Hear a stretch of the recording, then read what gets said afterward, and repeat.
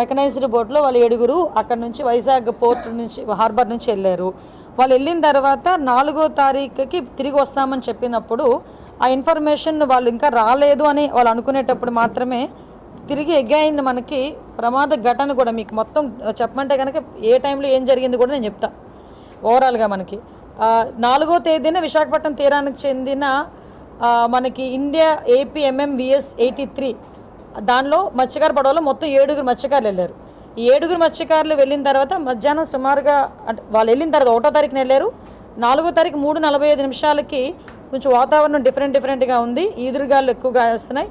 పడవ ప్రమాదానికి గురైంది.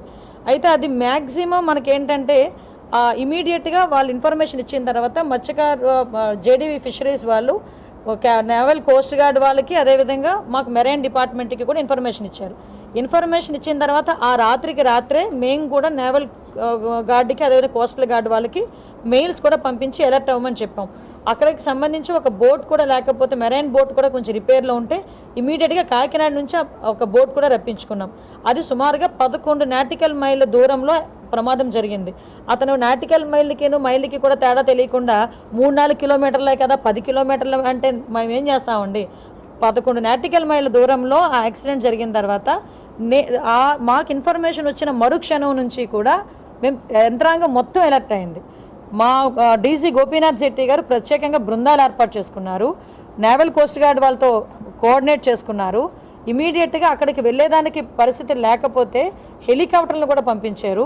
ఈ చిన్న అనే వ్యక్తి అక్కడ యాంకర్ని పట్టుకొని మనకి రెస్క్యూ అయ్యాడు. ఇమీడియట్గా అతన్ని అక్కడ చైనా బోట్ వాళ్ళు కూడా రెస్క్యూ చేశారు. అతని దగ్గర ఉన్నారని సంగతి తెలిసి మేము అతనికి కాంటాక్ట్ చేయడానికి కూడా నేవల్ కోస్ట్ గార్డ్ వాళ్ళు అతను కాంటాక్ట్ చేసే పరిస్థితులు కూడా తెప్పించుకున్నాం. డైరెక్ట్గా గోపీనాథ్ శెట్టి గారు మాట్లాడారు. ఆ ఫ్యామిలీస్ ఎవరైతే గల్లంతయ్యారని వచ్చిందో ఇన్ఫర్మేషన్ మార్నింగ్ మేడంకి తెలిసి మేడం ఇమీడియట్గా ఫ్యామిలీ మెంబర్స్ అందరినీ కూడా కలిశారు. తను లోకల్ ఎమ్మెల్యే. నేను ఆ రోజు విజయవాడలో ఉన్నాను.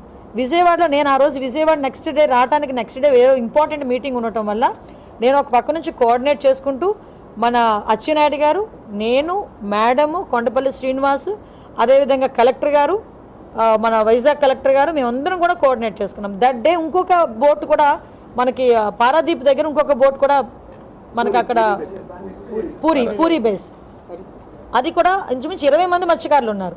ఈ రెండింటిని కూడా సైమల్టైన్స్గా చూసుకున్నామండి. అంటే ఈరోజు వచ్చేసి ఏదో రాజకీయం చేయాలని నోటుకొచ్చినట్టు మాట్లాడడం కూడా కాదు. ఆ రోజు ఇమీడియట్గా మనకి తనని బోట్ మీద వెళ్ళి తీసుకురావడానికి అవ్వకపోతే ఎయిర్ లిఫ్ట్ చేసామండి.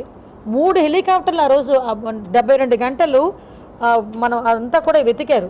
వెతికిన తర్వాత దొరకలేదని ఉద్దేశంతోనే ఆ కుటుంబాలకి న్యాయం చేయాలని కొల్లు రవీంద్ర గారు వచ్చి ప్రతి ఒక్కరికి కూడా 15 లక్షల చెక్ కూడా ఇమీడియట్గా చెక్ ఇచ్చారు. ఏంటి లాస్ట్ గవర్నమెంట్లో మత్స్యకారులు ఇవ్వాల్సిన బాకీలన్నీ పెట్టుకొని మేము వచ్చిన తర్వాత ఇచ్చామండి. సుమారుగా 60 మందికి పైగా 3 కోట్ల పైగా మేము ఇచ్చాం. వచ్చిన తర్వాత ఈరోజు మత్స్యకారులకి సంబంధించి ప్రతి ఒక్క ఆస్పెక్ట్లో ఆ రోజు మత్స్యకారులకి 50 సంవత్సరాలకే పెన్షన్ ఇచ్చింది కూడా మేమే. ఈరోజు మత్స్యకారులను అడ్డం పెట్టుకొని అక్కడ ఏదో ఫోన్లో మాట్లాడారు. ఇమీడియట్గా రెస్పాండ్ అయ్యి ఎమ్మెల్యే గారు అక్కడ ఉన్నారు. నేను ఇమీడియట్గా వాళ్ళతో పాటు వీడియో కాల్లో మాట్లాడాను. వాళ్ళకి ధైర్యం చెప్పాము. గవర్నమెంట్ చేయాల్సిన పనులన్నీ గవర్నమెంట్ చేసుకుంటుంది.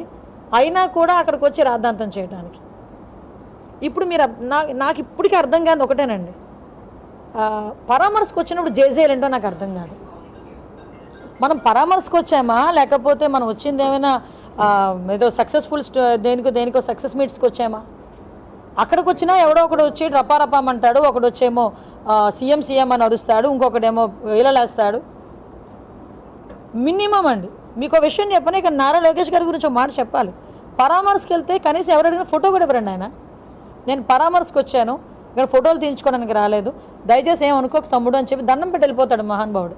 చిన్నోడైనా అంటే పొలిటికల్గా కొన్ని ఎథిక్స్ ఉండాలి. ఎథిక్స్ లేకుండా నోటుకు వచ్చినట్టు ఏదొస్తే అది మాట్లాడేసుకుంటూ పోతే ప్రజలు హర్షిస్తారన్నది కాదు. అతను వచ్చినా రాకపోయినా మేము చేయాల్సిన పని మేము చేస్తాం. యాక్చువల్గా మీరు అన్నది కరెక్టేనండి. యాక్చువల్గా దాని మీద కూడా ఒకసారి అంటే ఎలా చేస్తే ఇప్పుడు మొన్నటి వరకు రైల్వే జోన్ రప్పించుకోవడానికి మనం లాస్ట్ గవర్నమెంట్ ఏం చేసింది, మేము ముందు ఎంత ఏం చేసాం అన్నీ కూడా మీకు తెలుసు. ఈరోజు రైల్వే జోన్ తీసుకురాగలిగాం. ఆపరేషన్స్ కూడా స్టార్ట్ చేసుకోగలిగాం. రైల్వే జోన్ ఆపరేషన్స్ కూడా స్టార్ట్ చేసుకోగలిగాం. మీకు సంబంధించి ఆఫీస్ సెక్టార్ని కూడా యాజ్ ఎర్లీ యాజ్ పాసిబుల్ ఇక్కడ తీసుకొస్తాం. యాక్చువల్గా నాకు ఎంపీస్ కూడా దీని మీద మాట్లాడుతున్నారండి. మన అక్కడ కూడా కేంద్ర ప్రభుత్వంతో మాట్లాడుతున్నారు. అది కూడా తీసుకొని రావాలి. కంపల్సరీగా దాని మీద కూడా ఒకసారి దృష్టి పెడదాం. నేను మార్నింగ్ కూడా నేను కలెక్టర్ గారు మాట్లాడుకున్నామండి. వాళ్ళ లిస్టులు ప్రిపేర్ అయిపోయినాయి. List as per their list ఇమీడియట్గా చెక్స్ కూడా రెడీగా, డబ్బులు కూడా వచ్చేసినాయి అన్నారు కంపెనీ వాళ్ళు. కలెక్టర్ గారి చేతుల మీదుగా ఆ చెక్స్ కూడా జిందాల్ వాళ్ళకి సంబంధించి, ఆ జేఎస్డబ్ల్యూకి సంబంధించి ఆ చెక్స్ కూడా డిస్ట్రిబ్యూట్ చేసేస్తాం. భోగాపురానికి సంబంధించి చెప్పారు. అది కూడా ఒకసారి ఇంకా ఎక్కడైనా ఏదైనా గ్యాప్స్ ఉన్నా కూడా ఒకసారి కలెక్టర్ గారు మేము కలిపి